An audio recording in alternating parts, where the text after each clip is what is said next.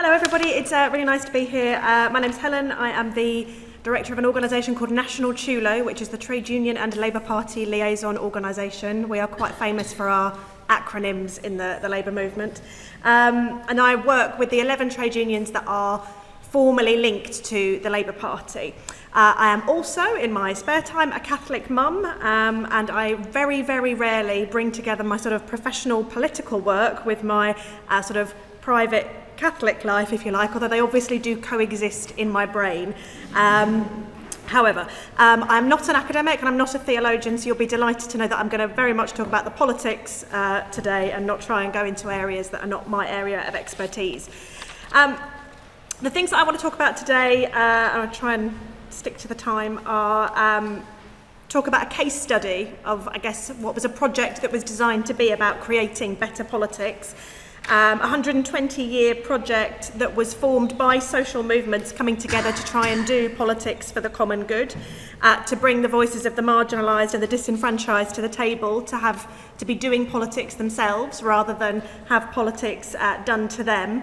And I'm referring to the party that John was just talking about, that was set up by the Labour movement to be a voice for working people and to be a party of workers and a party of organised labour. I want to talk a little bit about what that meant when it was founded at a point of real change and I guess a dramatic change back at the turn of the last century. Talk a bit about what that looks like now and what are the lessons that we can learn about politics grounded in social movements.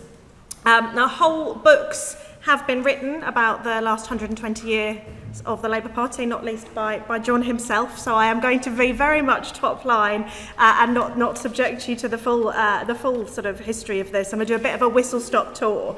But I'd just like you to picture a room in the House of Commons 120 years ago, again at a time of huge social change. The franchise had just been extended. We'd sort of just come out, or were coming through the Industrial Revolution of that time. And there were 29 men, and they were all men, sat around, the newly elected Labour MPs, mostly trade unionists and workers, who had been sent to Parliament to be a voice for working people, not to have politics done to them by other people and to go to them and ask nicely, what can you do for us, but to be there to do it for themselves. Now, you might wonder why trade unions decided they wanted to get involved in party politics. You might think, oh, shouldn't they not be busy organising their workers in their workplaces? But ultimately, there comes a point where you come across the law of the land and you can go no further with organising, which is why I think doing politics is so important, and why the decision was taken by the unions of the time that rather than existing and organising in a legal framework and a structure that was set by other people, that they wanted to get in there and set that framework for themselves. Working class men had just got the vote, and it was obviously an opportune time for people to say, okay, now we are going to do this for ourselves. And I think there are lots of lessons in that for now as well. But these 29 men, obviously nowhere near having a majority in Parliament to actually pass any laws, decided that they were going to write a list of the things that they were going to try and legislate for, and they were going to agitate for within the House of Commons. And bear in mind that these are people who have come up from the workplace, and this was their agenda, and I'm sort of summarising slightly, but they wanted to talk about trade disputes, so dealing with strikes around pay and conditions, women's suffrage and women's representations, the nationalisation of transport infrastructure. It was canals in this case, the 8-hour day, a land value tax to pay for the things they wanted to do, dealing with child hunger, housing and health and safety at work. I mean, it is literally the minutes probably of union branch meetings up and down the country now, and I think shows you that direct link from the workplace and from unions into politics, what it was created to do. And the premise of this was that the agenda was set by workers to change things for themselves. And this has been the founding principle of the Labour Party. It's called the Labour Party for a reason. It's not the Socialist Party, it's not a Social Democratic Party, it is the party of organised labour. I'm going to skate over 120 years of history and just say that structure of how the party works is very much, I mean, nuances have changed obviously, but the premise that our party is a party grounded in the union movement is the same as it was at the beginning. So trade unions are members of the Labour Party. Between those that are affiliated, they represent 4 million working people and their families, and obviously have direct links to thousands of workplaces across the whole country and in every constituency.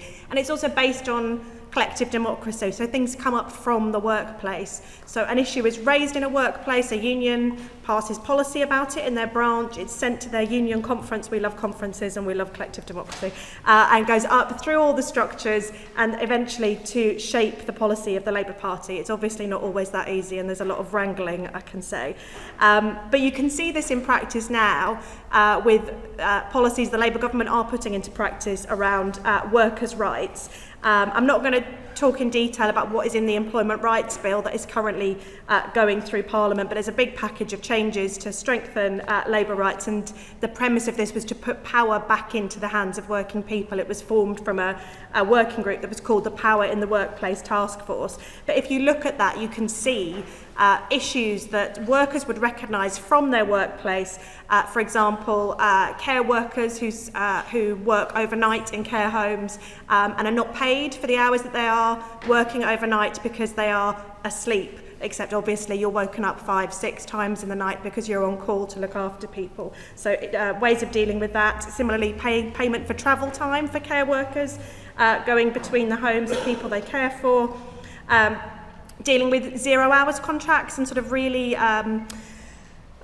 work that is flexible, but flexible for the employer and not for working people, and people on low hours contracts as well. So there's loads of people who are contracted to work for 4 or 5 hours a week. They're not on 0 hours contracts, but effectively work 20-30 hours. But obviously the moment you speak up, the moment you raise an issue in your workplace, the power is in the hands of the employer to take that away, and so much more. And I know that union members looking at that would recognise issues that they have raised through their union and have been able to get into legislation. So it's doing what it is intended to do. And there's obviously huge amounts of pushback to this relationship that we have sort of on the left of politics between the unions and the party, much of it from the Tories. I'm sure you have heard about Labour being in the pockets of the unions and union barons and vested interests.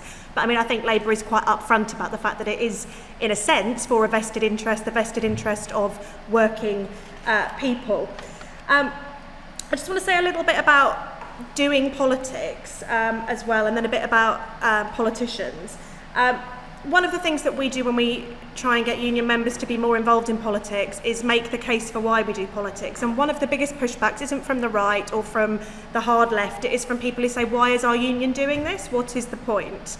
And I think the point couldn't be clearer at the moment in particular, that if you don't do politics, then politics is done to you.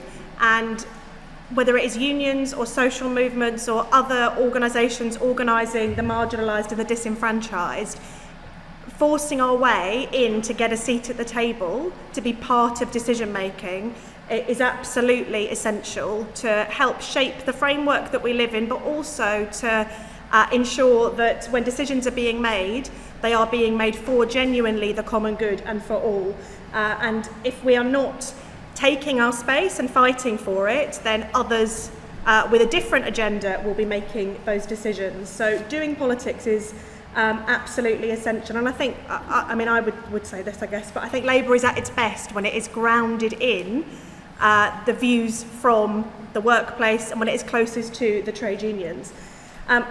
I want to say a little bit about politicians as well. A lot of what we do is about trying to get workplace reps and union reps to get involved in politics and to stand for election, because if you are somebody who speaks up for your colleagues in the workplace, and it'll be the same with organisers in lots of social movements as well, if you speak up for other people, then you are exactly the sort of person who should be involved in politics and should be making those decisions. So we do loads of training to get trade union reps to stand for Parliament, to get actively involved in politics, because we want to change the face of politics as well and make sure that our politicians look and speak and feel like and completely understand the experiences of the people that they seek to represent as well. Because thinking about where we are now in terms of the political situation, making sure that politics is not something that is done to people, that makes people feel disempowered and alienated, and that politicians don't just sound authentic. There's all this talk about authenticity of politicians now. Don't just sound authentic, but really are and really can share the experiences and fears and hopes of voters is absolutely essential. So just in terms of a few conclusions, I think social movements doing politics is more important than it has ever been. This is not the time to say politics is a dirty word and stand back. We have to get involved. It doesn't mean doing party politics necessarily, but it's about getting in there to try and make change and create change and get a seat at the table. Better decisions are made by diverse groups as well, so making sure that we're putting pressure on political parties to be diverse and speak to diverse groups of people, including around gender and protected characteristics and so on, but specifically around class as well, I think is really important. And finally, politics has got to step up for the times that we are in. If we're going to build the common good, it means all voices have to be at the table, including the disenfranchised. People are not gifted a seat, we have to fight for it, and particularly for the marginal and the marginalised and the vulnerable, but also politics has to speak to the fears of people in these times that we live in. These are frightening times. There is post-COVID, with all of the uncertainty in the world now, you can understand why people are scared and why people are looking for the answer. If our mainstream politicians are not providing that hope and providing the answer, people will turn to other places. And it's absolutely essential that people are stepping up for this moment that we are in, that we are doing our part in helping to shape that, but also that politics is grounded in those values and the principles that even though this is a time of great change, there is certainty as well. Thank you.